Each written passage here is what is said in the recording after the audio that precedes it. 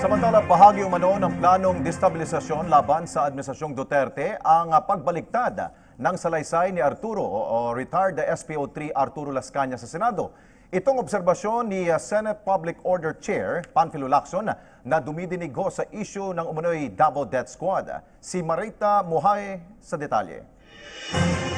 Malinaw na may destabilization plot na nasa likod ng muling pagpapalutang kay Arthur Las Cañas at pagbibigay nito ng kabaligtad na salaysay kesa sa nauna nitong statement patungkol sa pagkakaroon ng DDS o Davao Death Squad.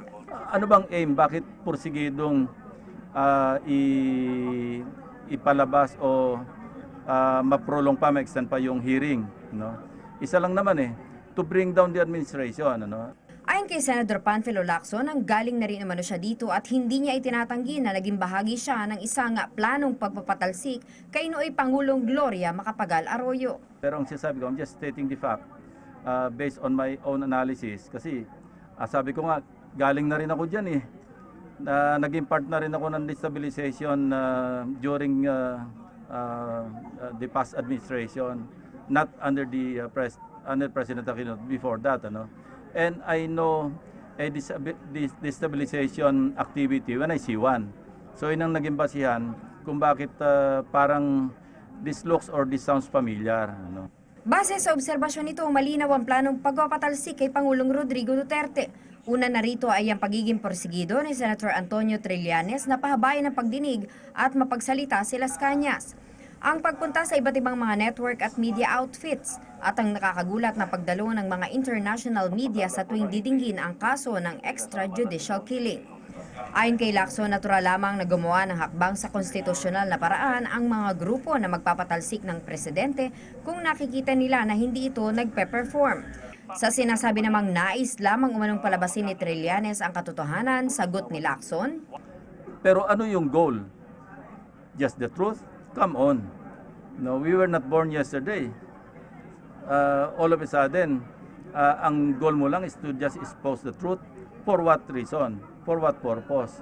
And what is the objective? Itinulad pa ni Lacson ang mga nagpaplano ng destabilisasyon sa isang ostrich. Ba't natin ipagdi-deny pa kung malinaw naman? Alam mo sa amin, sa probinsya, may kasabihan na, di ba, yung sabi natin ostrich, di ba, nakasubsob yung ulo, kita naman yung buntot. Para sa PTV News, Marita Muhay. Hindi na maniningil ng terminal fees ang Ninoy Aquino International Airport sa mga overseas Filipino workers simula sa katapusan ng Abril. Ay sa Manila International Airport Authority General Manager Ed Monreal, pipirma sa Memorandum of Agreement ang mga airline companies ngayong linggo para tanggalin ang terminal fees sa mga binibiling ticket. Ito ay dahil sa hindi naman nakukuha ng mga OFW ang refund para sa terminal fees dahil na rin sa kailangan pa nilang pumila. Matatandaang ipinatubad ng pagbabayad ng 500 at 50 piso sa mga binibiling ticket sa mga nakaraang pamunuan ng NAIA. Sa iba pang balita, sisimulan na ngayong araw ang oral arguments ng Korte Suprema ukol sa petisyong inihain ni Senadora Laila de Lima laban sa kanyang arrest warrant. Ang sitwasyon doon alamin natin mula sa aming kasamang si Marita Muahe live. Marita, kumusta na dyan? Ganap na alas 2 ngayong hapon ay nakatakdang dinggin ng Korte Suprema ang oral arguments patungkol sa petisyong inihain ni Senadora Laila de Lima na humihiling na ipawalang bisa ang pag-aresto sa kanya kaugnay ng mga kasong may kinalaman sa iligal na droga. Inaasahang magkakaharapa ngayong hapon sina dating Solicitor General Florina Hilbay na nasa panig ni De Lima at ang kasalukuyang Solgen na si Jose Calida na siyang kakatawa naman sa mga respondents na sina Judge Juanita Guerrero ng Muntinlupa City Regional Trial Court Branch 204 at Philippine National Police Chief Director General Ronald de la Rosa. Inaasahang tatalakayin ngayong hapon na kung excuse ba ang senadora sa pagsunod sa tinatawag na hierarchy of courts kung saan ay dapat sanang inihain ang petisyon nito sa Court of Appeals. Titingnan din kung nagkaroon ng pagkakamali ang judge nang magpalabas ito ng warrant of arrest laban kay De Lima habang inaantay ang resulta ng inihain nitong motion to quash at kung may jurisdiction ba ang Regional Trial Court sa kasong ito.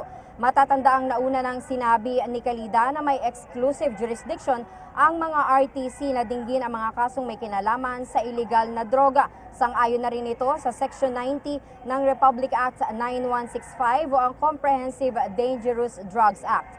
Samantala, kapansin-pansina ang mga asul na ribon na nakatali sa mga puno at poste sa harap ng Supreme Court. Ang mga ito daw ay nagsisimbolo ng pakikisa sa advokasya ng senadora sa pagsulong sa karapatang pantao.